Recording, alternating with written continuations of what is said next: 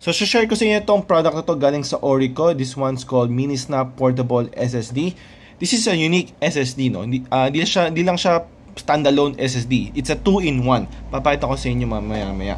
So, pag binuksan nyo, pag bumili kayo ito, itong lalabas sa inyo. Ito yung mismong product. So, pwede siyang i-rotate. And then, meron tayong dalawang klaseng cable. Meron tayong Type-C to Type-C na iba yung cable niya.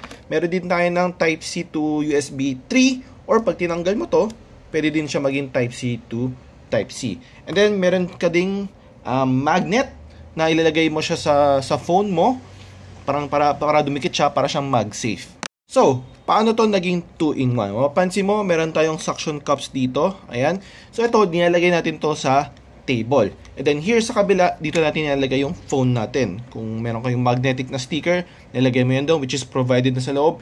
Ididikit mo siya sa phone mo or sa tablet mo, it's up to you. So, let's say, for example, ito yung phone ko. Kasi, gamit ko na yung phone ko, dito nakabit yung sticker. So, ito, so, lagay mo lang to sa table mo, didikit siya, and ito, dito mo nilagay yung phone mo. Para siyang phone stand.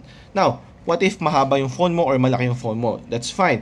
Kasi adjustable yung height nito. So, kung mahaba-haba yung phone mo, naka Pro Max ka or naka Ultra ka, pwede mo pa rin gamitin to. Now, hindi lang sa phone mo pwede gamitin to. Pwede mo rin to ilagay sa laptop mo. So, paano? Let's say, ito yung laptop ko or tablet ko.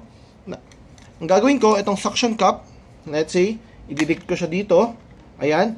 And then, ilalagay ko yung phone ko dito. So, pag habang nag-laptop ako, nasa gilid ko yung phone ko, nakikita ko rin siya. If meron akong bagong notifications or mga kailangan itignan sa phone ko, convenient, nandito lang siya.